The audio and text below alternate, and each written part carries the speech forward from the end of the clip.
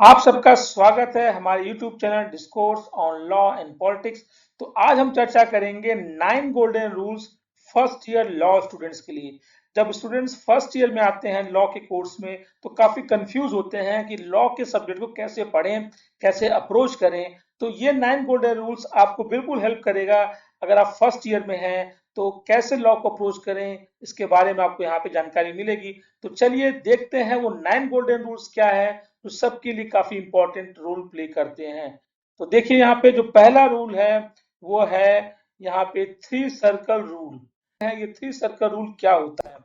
देखिए, जब आप लॉ के सब्जेक्ट पढ़ रहे हैं तो आपके आपके 3 सब्जेक्ट मटेरियल्स काफी इंपॉर्टेंट। पहला है स्टडी द टेक्स्ट बुक। तो आपको अपने सब्जेक्ट का एक जो है प्रॉपर टेक्स्ट बुक आइडेंटिफाई करना पड़ेगा, जिससे आपको बेसिक इंफॉर्मेशन मिलेगी कि आखिर लॉ कैसे वहां पे काम कर रहा है।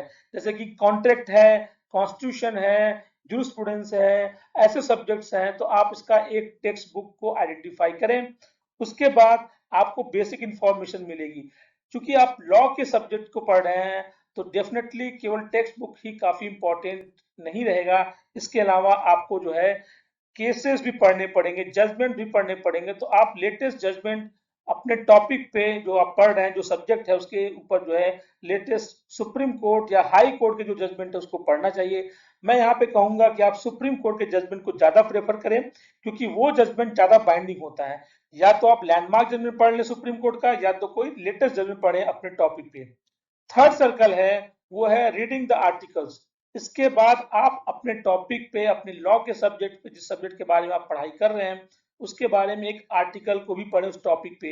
इससे आपका जो नॉलेज होगा वो ज्यादा डीपर होगा, अंडरस्टैंडिंग आपकी ज्यादा अच्छे से होगी। तो अगर आपने इन 3 सर्कल को फिल किया, यानी आपके तो अगर आपने टेक्स्ट बुक को आइडेंटिफाई कर लिया है, आपने लेटेस्ट जजमेंट को आइडेंटिफाई कर लिया है, और आपने एक स्पेसिफिक आर्टिकल को भी आइडेंटिफाई कर लिया अपने टॉपिक पे, तो आप डेफिनेटली लॉ को अच्छे से समझेंगे।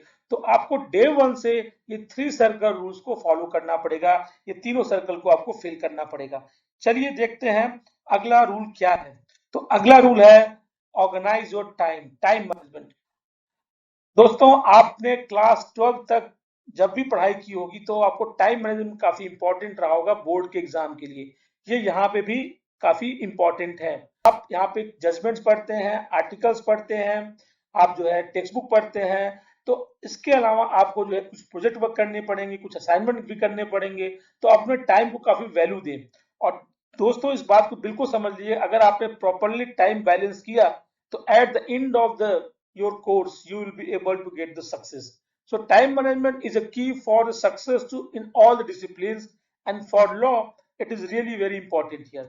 और आप टाइम को इस प्रकार से मैनेजमेंट करें कि आपका टाइम वेस्ट ना हो। तो मैं आपको एक सजेशन देता हूं यहाँ पे कि आप जो है 7 डेज का एक टाइम टेबल बनाएं हर वीक का, और उसमें जो है 12 जो है ब्रैकेट्स रखें कि इन 12 आवर्स में क्या किया, कितने आवर्स आपने क्लासेस लिए, कितने आवर्स आपने जो है लाइब्रेरी में डिवोट किया, कितने आवर्स आपने जो है केस पढ़े, जजमेंट पढ़े, कितने आवर्स आपने टेक्स्ट बुक पढ़े। इससे आपको खुद ही अंदाजा मिल जाएगा कि आपका टाइम मैनेजमेंट कितना है। और बाकी जो 12 आवर्स हैं उसको आप डेडिकेट कर सकते हैं अपने इंटरेस्ट के लिए। और अगर आप वीक वाइज बनाएंगे तो आपके पास फ्लेक्सिबिलिटी होगा, क्योंकि कभी कभी क्या होता है कि आपको किसी इवेंट्स में भी पार्टिसिपेट करना पड़ता है, तो वहां पे वो जो है टाइम टेबल थोड़ा डिस्टर्ब होता है। तो आप इस तरीके से आपके पास फ्लेक्सिबिलिटी रहेगी। तो अगर आप इस तरीके से करेंगे, आई होप कि आपका जो टाइम मैनेजमेंट है वो ज्यादा अच्छे से होगा। उसके बाद जो अगला गोल्डन रूल है वो है ऑर्गेनाइजिंग योर नोट्स। तो नोट्स काफी इंपॉर्टेंट है हर सब्जेक्ट के लिए, चाहे आप लॉ पढ़ें, चाहे आप साइंस पढ़ें, चाहे आप कॉमर्स पढ़ें या ह्यूमैनिटीज पढ़ें, वो सारे सब्जेक्ट के लिए इंपॉर्टेंट होता है। और आजकल जो टूल्स हैं नोट्स बनाने को डिफरेंट डिफरेंट है। आजकल लोग आईपैड, टैबलेट्स, कंप्यूटर यूज करते हैं नोट्स बनाने के लिए। तो अगर आपने टैबलेट्स, कंप्यूटर, आईपैड को लिया है तो मैं आपसे रिक्वेस्ट करूंगा आप अपने कंप्यूटर, आईपैड, टैबलेट्स पे 2 फोल्डर बनाएं। पहला फोल्डर जो आप बनाएं वो हो, उसका नाम हो स्टडी। दूसरा फोल्डर जो आप बनाएं उसका नाम हो डाउनलोड। तो स्टडी वाले फोल्डर में आप क्या रखेंगे? स्टडी वाले फोल्डर में आप रखेंगे टेक्स्ट, केस मटेरियल्स, आर्टिकल्स जो आपने आइडेंटिफाई किए हैं। और जो डाउनलोड वाला जो फोल्डर होगा उसमें जो आप ऑनलाइन रीडिंग मटेरियल्स आपने डाउनलोड किए हैं उसको वहां पे रखिए। तो आप इस प्रकार से दो सेपरेट फोल्डर्स बनाइए, जिससे बहुत ही क्लैरिटी हो कि कौन सा फोल्डर है जिसको आपको रेफर करना है। तो इस प्रकार से अगर आप फोल्डर बनाएंगे तो आपके लिए काफी ऑर्गेनाइज हो जाएगा। अगर आप ट्रेडिशनल स्टाइल से चलते हैं हैंड रिटन, तो मैं आपको सजेस्ट करूंगा कि आप स्पाइरल बाइंडिंग वाला नोटबुक लें, तो ज्यादा बेटर होगा। और उसमें भी जो लीफ लगे होते हैं, जो जिससे कि पेजेस डिवाइड होते हैं कलरफुल तरीके से, तो उससे आपको फायदा ये होगा कि आप टेक्स्ट का एक अलग जगह रखेंगे नोट्स, केस का एक अलग जगह नोट्स रखेंगे, और आर्टिकल्स का कुछ जो है राइटिंग कुछ और जो है इसको अलग से रखेंगे। तो इस तरीके से भी आप जो है अपने नोट्स को अच्छे से ऑर्गेनाइज कर सकते हैं, जिससे आपस में क्लब ना करें। आप चाहे तो subject wise handwritten notes book बना सकते हैं, आप चाहे तो एक सब्जेक्ट के लिए टेक्स्ट के लिए अलग, केस के लिए अलग, आर्टिकल के लिए अलग एक ही स्पाइरल नोटबुक में बना सकते हैं। तो इस प्रकार से आप अपने नोट्स को ऑर्गेनाइज करें। ये काफी इंपॉर्टेंट रूल है, गोल्डन रूल है फॉर द लॉ स्टूडेंट्स। अगला है ऑर्गेनाइज योर नॉलेज। केवल आपको नॉलेज मिल गया, आपने पढ़ाई कर ली, ये काफी इंपॉर्टेंट नहीं है। आपको अपने नॉलेज को यूज भी करना आना चाहिए। अगर आपने नॉलेज को यूज नहीं किया तो आप जो है इसका बेनिफिट नहीं ले पाएंगे। तो कैसे करेंगे? आप अगर याद करें, आपने बहुत से बुक्स पढ़े होंगे पहले, जब आप 10+2 में रहे होंगे, लेकिन शायद ही आपको उसमें से कुछ याद होगा अच्छे से। अगर जिन्हें याद होगा तो उन्हें याद इसलिए होगा क्योंकि उन्होंने इसको अच्छे से यूज किया होगा। तो चलिए, तो यहाँ पे देखते हैं कि कैसे आप अपने नॉलेज को ऑर्गेनाइज कर सकते हैं। तो अगर आपने नॉलेज को यानी इंफॉर्मेशन को अगर यूज नहीं किया, तो धीरे धीरे वो गायब हो जाएंगे, एक हफ्ते बाद, 1.5 हफ्ते बाद वो गायब हो जाएंगे। तो उसके लिए जरूरी है कि आप उस इंफॉर्मेशन को यूज करें। तो यूज करने का तरीका क्या है कि आप जो भी आपके पास इंफॉर्मेशन है लॉ के सब्जेक्ट पे, उसको डिफरेंट डिफरेंट टॉपिक से कनेक्ट कीजिए। जैसे कॉन्स्टिट्यूशनल लॉ है, उसको आप जो है जूरिस्प्रूडेंस से कनेक्ट कर सकते हैं, उसको आप किसी और ह्यूमन राइट से भी कनेक्ट कर सकते हैं, उसको डिफरेंट डिफरेंट टॉपिक से कनेक्ट करें। जब आप ये लिंक करेंगे तो ऑब्वियसली वो चीज आपको ज्यादा दिन तक याद रहेगी। तो आप इसको डिफरेंट डिफरेंट टॉपिक से करें। दूसरा, आप चाहे तो यहाँ पे एक पर्टिकुलर सब्जेक्ट से भी कर सकते हैं कि हाँ ये कॉन्स्टिट्यूशन है, जूरिस्प्रूडेंस में क्या रिलेशंस है, किस प्रकार का बाउंडिंग है वहां पे।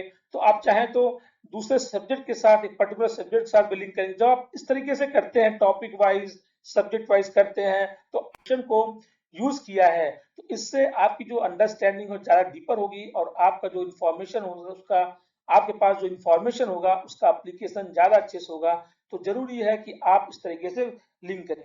और आप क्या कर सकते हैं, आप चाहें तो इसके ऊपर डिफरेंट डिफरेंट ऑथर्स के क्या व्यूज थे। फॉर एग्जांपल आर्टिकल 21 को लेते हैं, तो आर्टिकल 21 पे डिफरेंट ऑथर्स के क्या व्यूज हैं, क्या उन्होंने लिखा है, इस टेक्स्ट बुक में कैसे है, उस टेक्स्ट बुक में कैसे लिखा गया है। उन ऑथर्स के अप्रोचेस को देखिए, उनके व्यूज को समझिए, और उसके बाद अपना भी एक व्यूज पे रखिए, इसमें से कौन सा बेटर आपको लगता है। अगर आपने इस तरीके से किया तो ऑफ कोर्स आपको जो है काफी फायदा होने वाला है, और अपने नॉलेज को आप अच्छे से ऑर्गेनाइज कर लेंगे।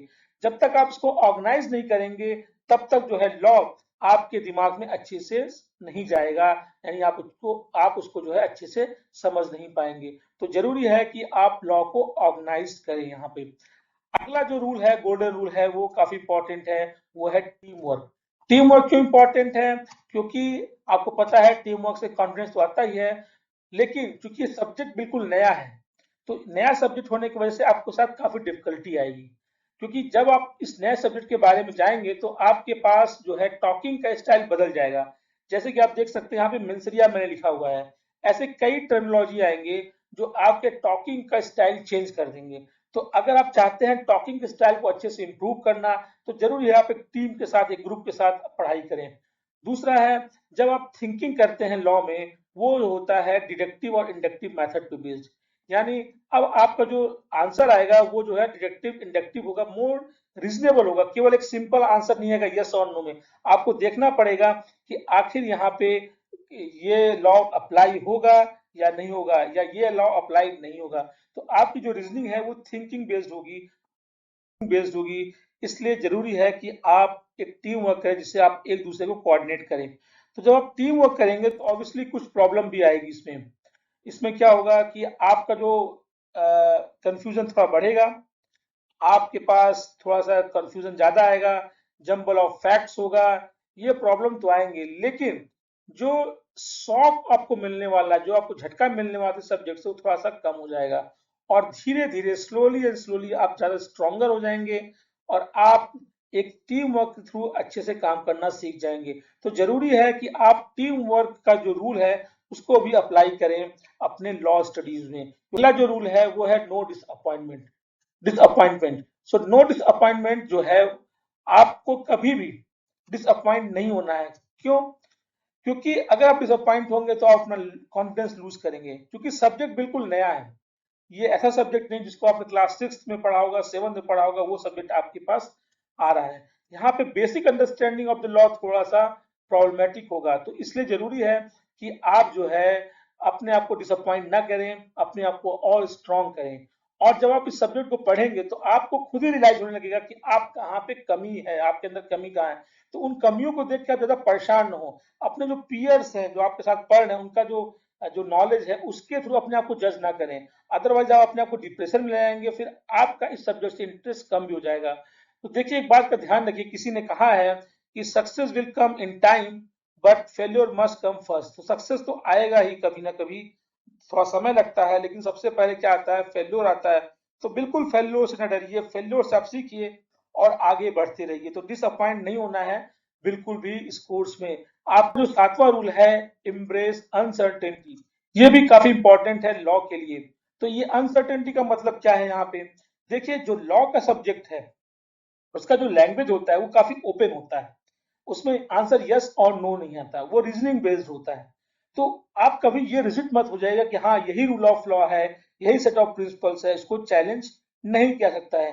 क्योंकि आप लॉयर बनने वाले हैं, आप जज बनने वाले हैं, आप एकेडमिशियन बनने वाले हैं, जो भी आपका फील्ड होगा लॉ का आप बनने वाले हैं, तो ऑब्वियसली आपको हमेशा अपने कंटेंशंस रखने होंगे। तो आप हमेशा तैयार रहिए कि हाँ अनसर्टेनिटी हमेशा रहेगी, क्योंकि जो लैंग्वेज होता है वो लॉ का काफी ओपन होता है। उसके बाद जो लॉ है इस गैपी, लॉ के बीच में काफी गैप भी रहता है। ऐसा नहीं सारे लॉ काफी प्रॉपरली स्ट्रक्चर्ड होते हैं, वेल मेंटेन होते हैं। लॉ की जो लैंग्वेज होती है उसमें भी आपस में काफी गैप होता है। तो ऑब्वियसली उस गैप को फिल करने के लिए क्या इंटरप्रिटेशन होगा, ये इंटायरली कोर्ट पे डिपेंड करता है, इन एडवोकेट्स के आर्गुमेंट पे डिपेंड करता है। तो इसलिए कभी भी आप ये ना सोचिए कि लॉ एक सब्जेक्ट है जो कि काफी एक 10+2 = 12 के अकॉर्डिंग होगा। वहां पे 10+2 जो है 13 भी हो सकता है और 14 भी हो सकता है। ये लॉ का एक काफी खास बात है। उसके बाद आप चूंकि कॉमन लॉ लीगल सिस्टम में पढ़ाई कर रहे हैं, तो कॉमन लॉ लीगल सिस्टम में क्या है, जुडिशियल का जो डिसीजन है वो भी एक लॉ बन जाता है। तो कल जो लॉ था जजमेंट के अकॉर्डिंग, अब वो रिपील हो जाता है, जजमेंट कुछ चेंज होता है तो वो लॉ नहीं रह पाता है। तो चूंकि यहाँ पे कॉमन लॉ लीगल सिस्टम में जो है जजमेंट बेस्ड भी लॉ बनते हैं, तो जजमेंट अगर चेंज हो जाएगा पहले वाले जजमेंट से तो वहां पे अनसर्टेनिटी भी रहेगी लॉ के बारे में। तो ये भी एक रीजन है कि आप हमेशा तैयार रहिए अनसर्टेनिटी के लिए, क्वेश्चन कीजिए, आप उसको डाउट्स क्रिएट कीजिए, ये काफी इंपॉर्टेंट है। अगला जो रूल है वो है एग्जाम। जी हाँ, अल्टीमेटली आपको at the end of semester आपको एग्जाम देना होगा, तो आपको अच्छा परफॉर्म भी करना होगा। तो आप अभी से एग्जाम के बारे में सोचना शुरू कर दीजिए। मैं ये नहीं कह रहा हूँ कि बिल्कुल आप मार्क्स सेंट्रिक हो जाइए, लेकिन हाँ इसके साथ एक बैलेंस बना के रखिए। कैसे कर सकते हैं? तो आपको जो है ये ध्यान रखना पड़ेगा, जब आप कैंपस प्लेसमेंट के लिए जाते हैं, जब आप कहीं अप्लाई करते हैं, वहां पे सीजीपीए या फिर जो भी स्टाइल है, परसेंटेज है, वो पूछा जाता है कि आपके कितने परसेंटेज बने, आपके कितने सीजीपीए हुए। तो जरूरी है कि आप एग्जाम में भी अच्छा परफॉर्म करें। तो एग्जाम में अच्छा परफॉर्म करने का तरीका है कि आप पिछले साल का पेपर पढ़ें, उसके अकॉर्डिंग आप आंसर राइटिंग का प्लान करें। अगर कोई कंफ्यूजन हो तो आप फैकल्टी कंसर्न से बात करें। उसके अलावा अपने पीयर से बात करें, अपने सीनियर से बात करें, और अकॉर्डिंगली आप अपना प्लान आप करें आंसर राइटिंग का। अगर आपने अभी से प्लान करना शुरू कर दिया तो आप बहुत ही वेल स्ट्रक्चर्ड आंसर लिखेंगे। और दूसरी बात, इसकी प्रिपरेशन आप जो है एक एक या 2 वीक पहले ना करें, बल्कि मैं तो ये कहूंगा कि आप सेमेस्टर स्टार्ट होते ही इस पे भी वर्क करना शुरू करें। इसीलिए मैंने बोला था कि time management is very important. तो अगर आपने एग्जाम में अच्छा परफॉर्मेंस किया, आपके सीजीपीए भी अच्छे हैं, तो in future you will get better opportunities in compare to others also, because आपने वो 3 सर्कल को फिल किया, आपने टाइम मैनेजमेंट किया, आपने और नॉलेज को ऑर्गेनाइज करना सीखा। तो obviously you will be far far better than the others. Ninth rule जो है, गोल्डन रूल, वो है बी रेडी टू चेंज। आपको हमेशा लॉ में चेंज के लिए तैयार होना पड़ेगा, क्योंकि अब आप एक नए स्किल्स के लिए तैयार हो रहे हैं। तो हमेशा आप एक नए स्किल्स के लिए तैयार रहिए। ड्राफ्टिंग का स्किल्स अलग होगा, राइटिंग का स्किल्स अलग होगा, आर्टिकल राइटिंग का स्किल्स अलग होगा, आंसर राइटिंग एग्जामिनेशन अलग होगा। तो हमेशा उसके हिसाब से आप चेंज होते रहें। आप ये ना कहें कि नहीं मुझे बिल्कुल चेंज नहीं होना, मैं अपने स्टाइल से ही फॉलो करूंगा, क्योंकि अगर आपने अपने आप को चेंज नहीं किया तो आप लॉ के साथ प्रॉपरली जस्टिस नहीं कर पाएंगे, और फिर आपका लर्निंग भी वहां पे जो है, सीखने की जो प्रक्रिया है वो भी वहां पे काफी कम हो जाएगी। तो ये रहा 9 गोल्डन रूल, और मुझे उम्मीद है कि आपको ये वीडियो पसंद आया होगा। आप अगर फर्स्ट ईयर में हैं तो जरूर इसको फॉलो कीजिए, और देखिए एक सेमेस्टर के बाद कितना ड्रास्टिक चेंज आता है आपके अंदर। तो thank you for watching the videos. If you are first on my YouTube channel, please subscribe, please press the button of like, and please put your comment about the video. Thank you for watching the video.